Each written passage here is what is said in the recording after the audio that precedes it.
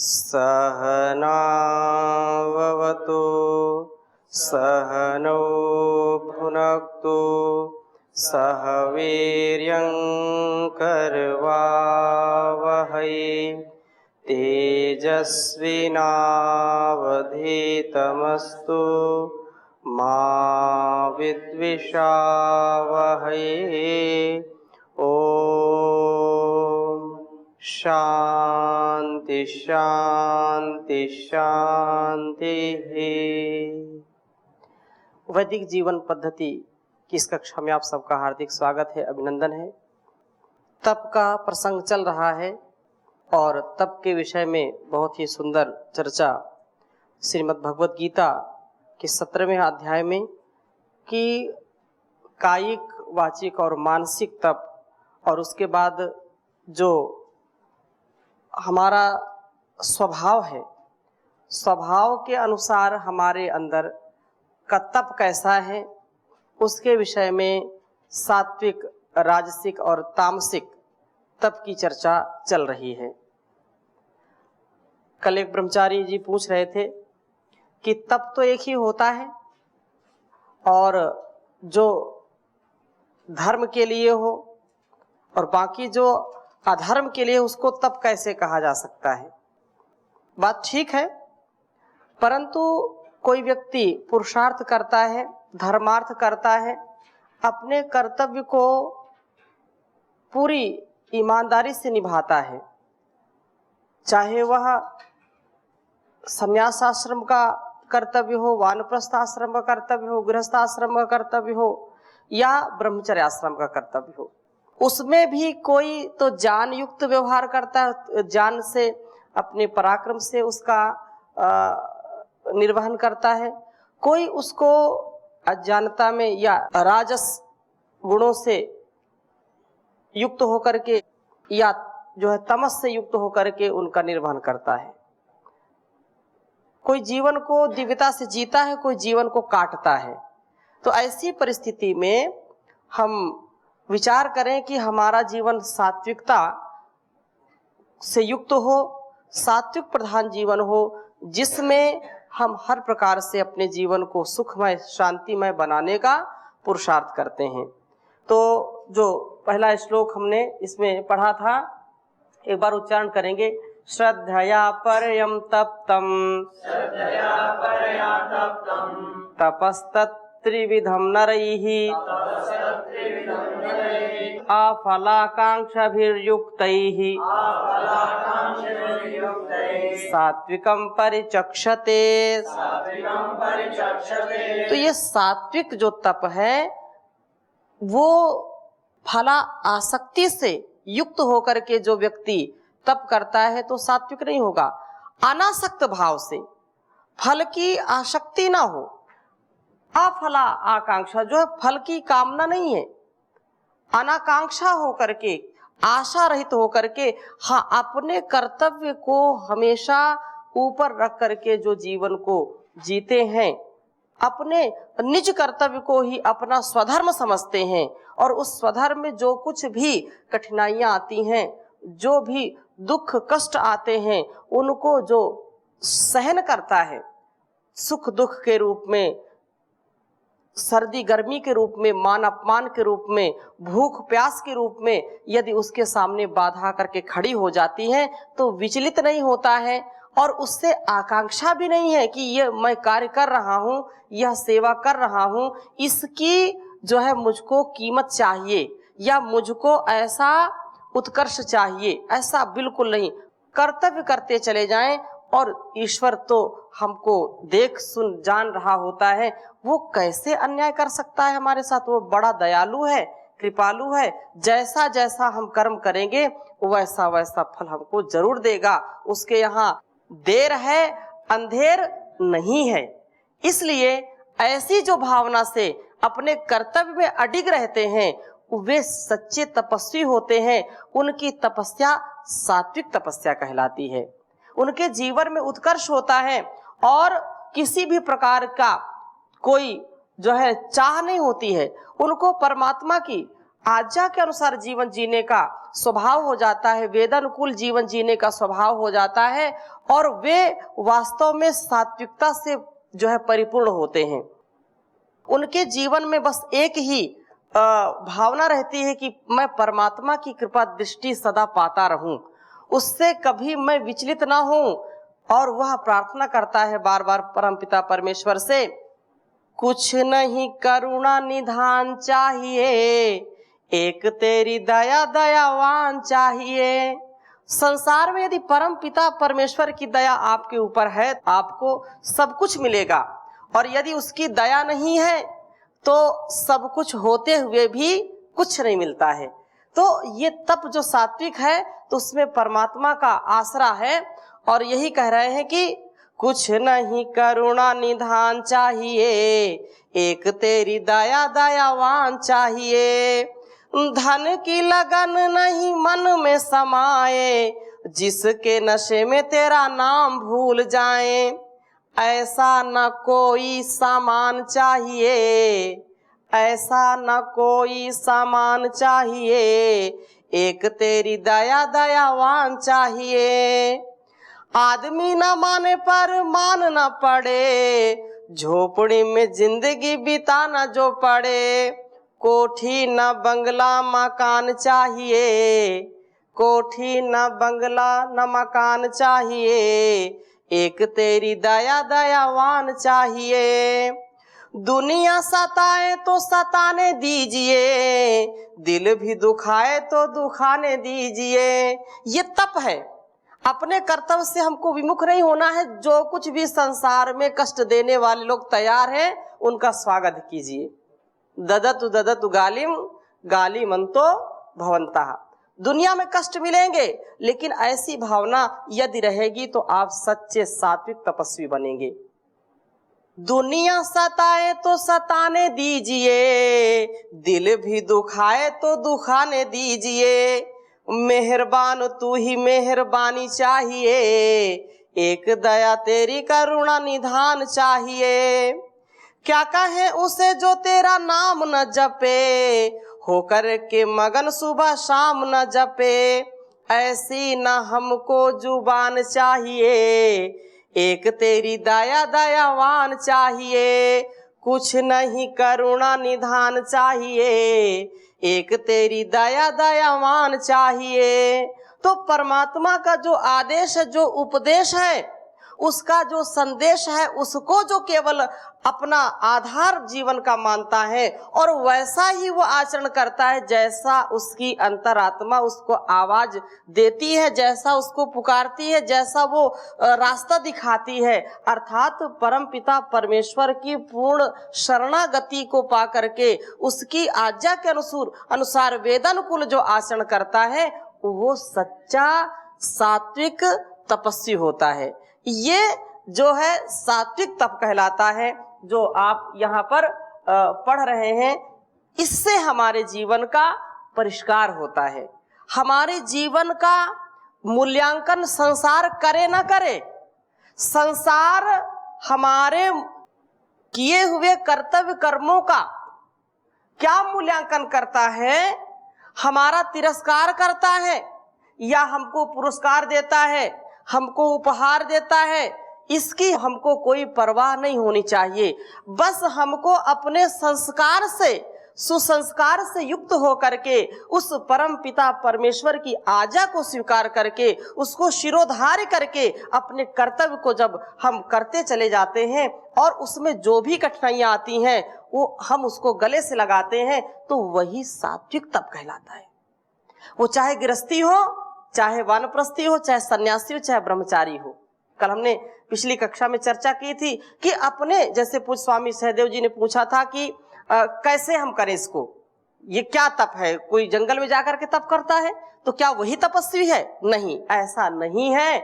जंगल में जाना भी तप है, लेकिन इस संसार में रह करके, घर में रह करके भी जो हमारे धार्मिक कर्तव्य हैं, जो आध्यात्मिक कर्तव्य हैं, उनको भी करना ये तप है, ये तपस्या कहलाता है।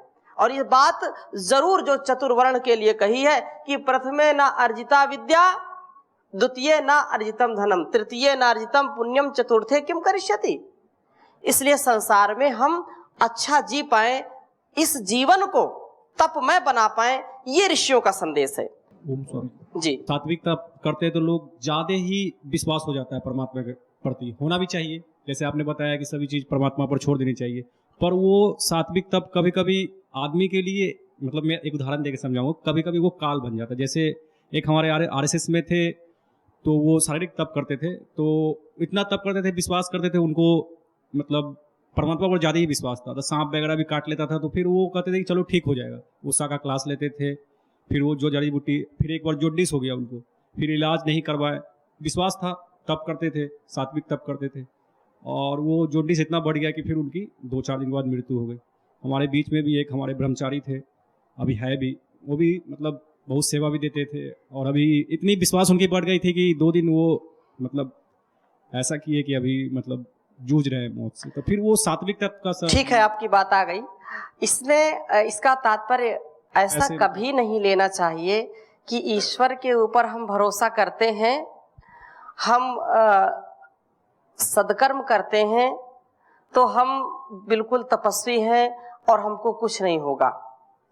ऐसा कभी भी हमको नहीं सोचना चाहिए। हाँ, परम पिता परमेश्वर के प्रति पूरा, जैसा आप कहते हैं, बहुत अधिक विश्वास करते हैं, तो हमको तो बहुत अधिक विश्वास होना ही चाहिए। वो सर्वोपरि सत्ता है, शक्तिमान है, परमात्मा दयावान है, ऐश्वर्यवान है, उसके प्रति पूरी जितना अधिक, जितना अतिरेक हम कर सकें भक्ति का, उतना होना चाहिए। परंतु परमात्मा कभी ये नहीं कहता है कि आप अपने शक्ति का अतिक्रमण करें। भक्ति का अतिक्रमण करते रहिए, भक्ति जितना हो सके करिए, लेकिन आपकी कुछ सीमा है, इस शरीर की कुछ सीमा है, इस अस्तित्व का कुछ जो है उसकी कुछ मर्यादा है। यदि हम उस मर्यादा का उल्लंघन करते हैं, यदि हम उस शक्ति का उल्लंघन करते हैं, तो ये मान के चलिए कि जैसा यदि इस शरीर में जो व्यवस्था है, आपको भोजन की आवश्यकता है, भोजन नहीं करेंगे तो शरीर आपका नष्ट होगा। आपको रोग हो गया है तो परमात्मा ये कभी नहीं कहता कि आप औषधि मत करिए। इतना वेदांगों में इतनी चर्चा है अपने शरीर को सुदृढ़ बनाने की, उसको शक्तिशाली बनाने की, तो उसको तो करना ही चाहिए। यदि कोई ये कहे कि नहीं हम तो ईश्वर के ऊपर भरोसा करते हैं तो हमको कुछ नहीं होगा, ऐसा नहीं है। जैसे जैसे व्यक्ति कर्म करेगा, जितना आप दंड लगाओगे, जितना आप पुरुषार्थ करोगे, उतना बलशाली होगे। और कोई व्यक्ति बोले कि नहीं मुझको दंड क्या लगाना, ईश्वर के ऊपर भरोसा है मुझको, मैं बलशाली बन जाऊंगा, कभी नहीं हो सकता है।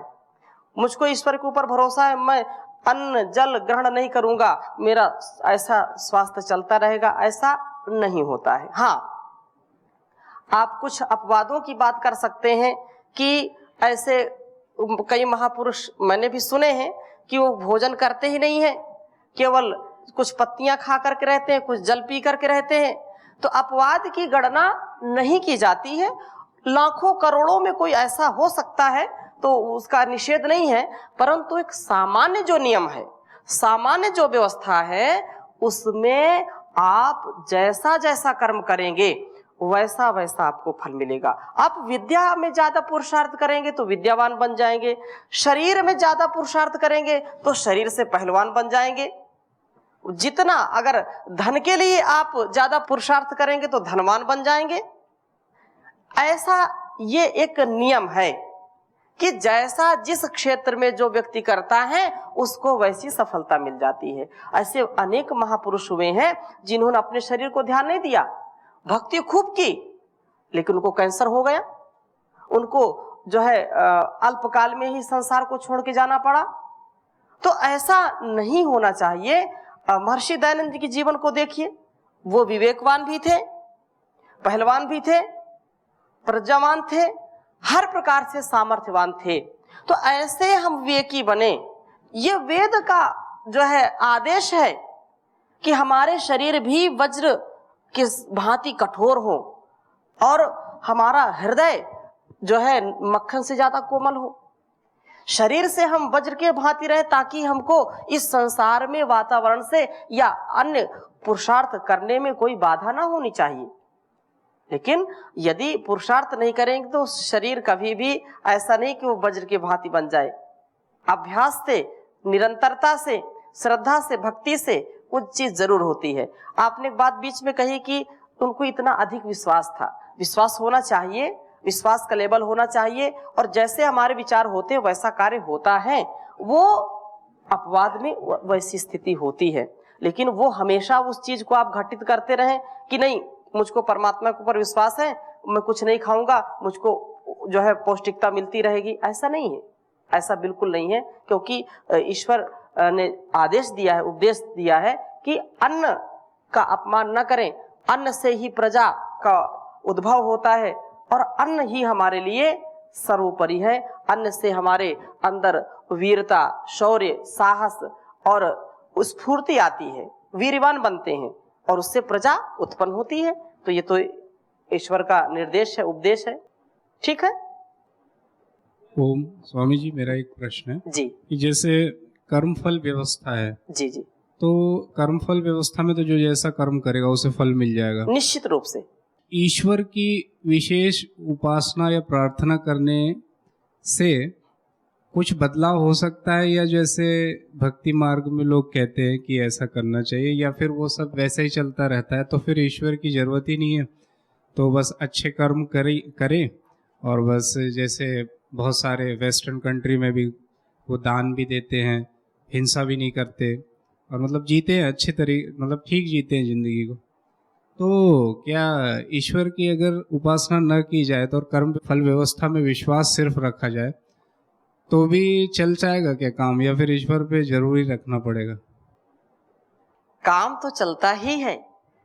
संसार में आते हैं तो काम रुकता नहीं है। परंतु आपका प्रश्न बहुत ही महत्वपूर्ण है।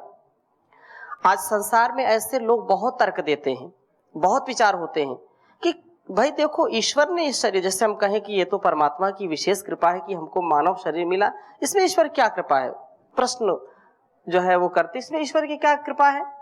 भाई हमने ऐसे कर्म किए हैं, कर्म का फल ईश्वर ने दिया है, तो कोई हमारे ऊपर एहसान थोड़े किया ईश्वर ने ये जो मनुष्य शरीर दे दिया है। जैसा हमने कर्म किया है, भाई एक आप किसी दुकान में जाओगे, उसने पैसा दिया, ग्राहक ने पैसा दिया, दुकानदार ने सामान दे दिया, उसमें दुकानदार का क्या एहसान है? तो ऐसे ही हमने ऐसे कर्म किए हैं तो ईश्वर ने मानव शरीर दे दिया है, तो ईश्वर की इसमें क्या विशेष कृपा है? ठीक है, एक बात ये। दूसरी बात ये है कि कुछ लोग ये कहते हैं कि हम तो अच्छे कर्म करेंगे, चैरिटी खूब कर रहे हैं, और ईश्वर नाम की कोई चीज है नहीं, आत्मा नाम, परमात्मा नाम कोई चीज है नहीं, बस पिब भुंक्स रमस्व, खाओ पियो मौज करो, जितना अच्छा से जी सकते हो जियो, और ये सब कुछ नहीं है, पुनर्जन्म और पूर्व जन्म कुछ नहीं है, ईश्वर व्यवस्था कुछ है ही नहीं, इसलिए जो अच्छे से जी सकते हो वो खाओ पियो आराम से रहो, ऐसा वो कहते हैं, और किसी को कष्ट भी नहीं देते जैसा आपने कहा। फिर ईश्वर की कृपा से हम इतने प्रफुल्लित क्यों हो? ईश्वर की कृपा क्यों माने, या उसकी भक्ति क्यों करें? उसकी भक्ति बिना काम नहीं चलेगा। उसके प्रति जो बार बार कहा जाता है कि ईश्वर की भक्ति, स्तुति, प्रार्थना, उपासना करो, क्यों करें? नहीं करना चाहिए। परंतु इस पर बहुत विश्वास के साथ हमको इस बात का ध्यान रखना चाहिए कि यदि हम ईश्वर के ऊपर विश्वास नहीं करेंगे तो हमारे अंदर बहुत अवगुण आ जाते हैं, अहंकार आ जाता है, सुख और दुख का जो प्रभाव है वो हमारे ऊपर आने लगता है। हम अहंकार में अपने आप को भूल जाते हैं, दुख में भी अपने आप को भूल जाते हैं, हम उसी में वैसे ही बन जाते हैं जैसी जैसी परिस्थिति आती रहती है।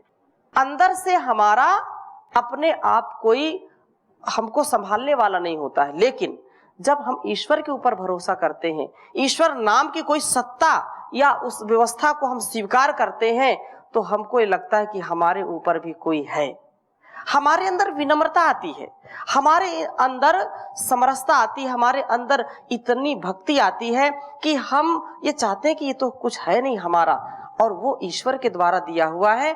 हम कितना भी कष्ट आ जाए, पहाड़ जैसा भी कष्ट हमारे ऊपर टूट पड़े, तो हम घबराते नहीं हैं।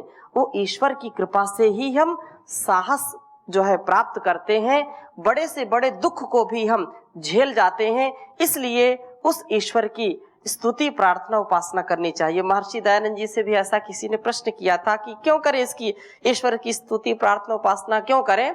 तो यही है कि ईश्वर की स्तुति प्रार्थना उपासना करने से क्या होता है कि हमको जो हमारे साथ चीजें घटित होती हैं उनसे हम ऊपर रहते हैं। मान अपमान, सुख दुख और अनेक प्रकार के जो है विवादों में अपवादों में हम फंसते नहीं हैं, और उस सत्ता को मान करके, उसको केंद्र मान करके हम उससे जब जुड़े रहते हैं तो अपना कुछ है ही नहीं, तो फिर दुख की बात नहीं। लेकिन जब उसको नहीं मानेंगे तो सारा मैं कर रहा हूं भाई, मैं कर्म कर रहा हूं, मुझको फल चाहिए, फल मिल रहा है, तो अहंकार की पुष्टि वो करता है। और उससे फिर वो जब उसके साथ कोई दुर्घटना घटती तो वो अपना जिम्मेदार स्वयं मानता है, और वो स्वयं लगता है कि ये तो मेरे साथ बड़ा अन्याय हुआ, बड़ी दुर्घटना हो गई, अनेक प्रकार से वह आत्महत्या भी कर लेता है। उसको ईश्वर के प्रति जब विश्वास होता है, अपने सदकर्मों के ऊपर विश्वास होता है और कर्म फल व्यवस्था पर विश्वास होता है, तो वो जानता है कि परमात्मा के यहाँ देर है अंधेर नहीं। जो मैंने सच्ची निष्ठा से कर्म किया है उसका फल आज नहीं तो कल जरूर मिलेगा। मैंने ईमानदारी से मनसा वाचा कर्मणा सदा सर्वदा ईश्वर की भक्ति पूर्वक, धर्म पूर्वक, न्याय पूर्वक वेदानुकूल आचरण किया है, इसलिए मुझको कभी भी अन्याय मेरे साथ नहीं हो सकता। प्रभु जो है धर्म प्रिय है, वो मेरे साथ जो है न्याय करेगा, धर्म युक्त ही मुझको आगे मार्ग मेरा प्रशस्त करेगा। तो ऐसा हमारे अंदर उत्साह आता है, हम निराश नहीं होते, हताश नहीं होते हैं, ऊर्जा से भरपूर रहते हैं और अहंकार से दूर रहते हैं। इसलिए ईश्वर की स्तुति प्रार्थना उपासना करनी चाहिए। जैसे स्वामी जी जैसे पश्चिम में भी देखने जाते हैं, यूरोप की कंट्रीज में जी, तो वहाँ व्यक्ति जैसे लोग कितनी भी आलोचना करें यहाँ पर, लेकिन वो लोग काफ़ी सभ्य होते हैं। जैसे किसी से पेश आना है तो बड़ी उससे नम्रता विनम्रता के साथ जी, और वो जैसे जहाँ भी समूह में होते हैं तो एकदम अनुशासित रूप में रहते हैं कि कोई ऐसा। तो यहाँ इतना सारा धर्म भी है, फिर भी व्यक्ति अनुशासित होता रहता है, और जैसे कि किसी ने एकदम उसके लाद दिया है और वहाँ थोड़ा फ्रीडम है, तो उससे वो लोग अपनी जिम्मेदारियों को कि सोसाइटी में कैसे रहना है, कैसे बात करना है, धीरे बात करना है, तो वो है उनके अंदर। हम माने ना माने, उनके गलत पक्ष को ही ढूंढे, लेकिन वो उनके अंदर है, तो एक उनके आगे बढ़ने में वो भी है। और ईश्वर का उतना वो लोग नहीं करते, एक लिमिट तक। तो हम जैसे कर्म कांड ये सब कर रहे हैं, जब कर्म करते हैं, ये करते हैं, तो उसमें कहीं ऐसा तो नहीं कि समय का वेस्टेज भी होता है जो और समाज के लिए देना चाहिए या उसमें लगाना चाहिए, तो जैसे वो पश्चिम वाले करते हैं, तो यहाँ पर थोड़ा समय भी वेस्ट होता है इन सब कामों में। पश्चिम में जो चीजें अच्छी हैं, हमने पिछली कक्षा में इसकी चर्चा की थी कि हम मधुग्राही बने। हम कभी भी किसी की निंदा करने के लिए स्वतंत्र है, कभी भी कोई अपने मुख से किसी की निंदा स्तुति कर सकता है, परंतु चाहे देश हो विदेश हो, घर हो संसार हो, जहां से हमको जो गुण अच्छा मिलता है उसको हमको ग्रहण करना चाहिए। यदि हम को लगता है कि उनका ये गुण अच्छा है तो ग्रहण करना चाहिए। आज की जो परिस्थिति है राष्ट्र की, वो हमारी जो है शिथिलता, हमारे प्रमाद, हमारे द्वारा हमारे ऋषियों के ज्ञान को, वैदिक ज्ञान को, वैदिक जीवन पद्धति को हमने जब नकार दिया, नहीं उसको स्वीकार किया है, अर्थात उसको जाना नहीं है, समझा नहीं है, तो हम जो पहले विदेश में होता था उसका अनुकरण करके अपने आप को इतना बदल दिए हैं। लेकिन उनमें जो भौतिकवाद है, जैसे आपने कहा बहुत शांत रहते हैं, अपने आप अनुशासित रहते हैं, लेकिन भोगवाद तो वहां है, भोगवाद है। और वो जानते हैं कि अनावश्यक जो लड़ाई झगड़ा है या कुछ ऐसी चीजें हैं जिससे हमको शांति नहीं मिल सकती है, या परस्परता में जो भोग है वो हमको प्राप्त नहीं हो सकता, इसलिए अपने आप को शांत रखते हैं। परंतु इतिहास उठा के देखो तो कितनी क्रांति वहां हुई, कितने लोगों की हत्याएं हुई, वो बात की बात है, इतिहास की बात है। हमारा जो इतिहास है आप देखिए, हमारे ऋषियों ने, हमारे महापुरुषों ने एक भी व्यक्ति को जो निर्दोष जो है समाज के लिए, राष्ट्र के लिए जिन्होंने अपने आप को आहूत किया है, उनके जीवन को देखिए। और वेद में तो इतनी बातें हैं कि हमारा बोलना, हमारा उठना बैठना, चलना फिरना इतना दिव्यता से युक्त होना चाहिए। आप रोज मंत्र बोलते हैं, देव सविता प्रसूव यज्ञम प्रसूव यज्ञ पतिम भगाय, दिव्यो गंधर्व केतपुः केतन न पुनातु, वाचस्पतिर वाचम न सुदतु। और उस परम पिता परमेश्वर से हम कितनी प्रार्थना करते हैं कि हे परम पिता परमेश्वर, मेरी वाणी रसदार हो, नीरस ना हो। ओम वाक वाक बोलते हैं। ये सब प्रार्थना किस लिए? ताकि हम उसको धारण करें और उसको वैसा जी सकें। तो ये ऋषियों की जो परंपरा है, जब जब हम इसको भूलेंगे तब तब हमारे अंदर ऐसे विकार उत्पन्न हो जाएंगे जो हमारे लिए और हमारे राष्ट्र के लिए, समाज के लिए कल्याणकारी नहीं होंगे। ऐसा कभी हमको नहीं सोचना चाहिए कि हमारा ऐसा जो परिवेश हो गया है, ऐसी जो संस्कृति अब संस्कृति हो गई है, ये हमारी संस्कृति आदिकाल से थी, कदापि नहीं। अभी आप थोड़ा सा पीछे जाएंगे तो 10-20 वर्षों में जितनी हानि हुई है संस्कृति की, उतनी शायद पहले कभी नहीं हुई थी। और इससे आप और अपने आप को जोड़ करके यदि देखेंगे तो आज आप यहाँ पर बैठे हैं तो आपके अंदर वो भावना, वो कामना, वो सात्विकता है जो आपको यहाँ लेकर के आई है। और यहाँ जितने भी दिव्यता से ब्रह्मचारी और सन्यासी वरिष्ठ जन यहाँ पर रह रहे हैं, वो परम पूज्य स्वामी जी महाराज का आशीर्वाद है। और उनके अंदर जो राष्ट्रीयता है, जो आध्यात्मिकता है, जो धार्मिकता है, वो भी हमको देखना चाहिए। और संसार में जो व्यक्ति हैं, यद भद्रम तन्न आसु, ऐसी कामना से जब हम आगे बढ़ेंगे तो संसार बहुत ही दिव्यता से भर जाएगा। और पुनः इसको विश्व गुरु के रूप में प्रतिष्ठित करने का उत्तरदायित्व हम सब का है, एक एक व्यक्ति का है। जैसे एक एक ईंट जोड़ करके इतना आलीशान महल बन जाता है, और यदि एक ईंट कहीं ऐसे स्थान से हटा दी जाए तो भवन गिर सकता है। एक एक कड़ी से पूरी जंजीर बनती है, और उस जंजीर से जो कुछ भी हम बांधना चाहते हैं बांध दें, लेकिन कहीं एक कड़ी कमजोर होती है तो बांधना न बांधना सब व्यर्थ हो जाता है। ऐसे ही संसार में मैं इस राष्ट्र का, इस संसार का एक ऐसा प्रतिनिधि हूं जिससे जो है एक एक वाणी व्यवहार का प्रभाव पड़ता है। मेरी वाणी व्यवहार, मेरा आचरण इतना अच्छा होना चाहिए कि मैं अपने राष्ट्र को प्रदर्शित कर रहा हूं। संसार को आगे बढ़ाएं, सात्विक तप को तपते रहें, सात्विक तप को प्राप्त हो, ऐसी शुभकामना के साथ आज की इस कक्षा को यहीं पर विराम देते हैं। शेष चर्चा अगली कक्षा में करेंगे। ओम शांति शांति शांति।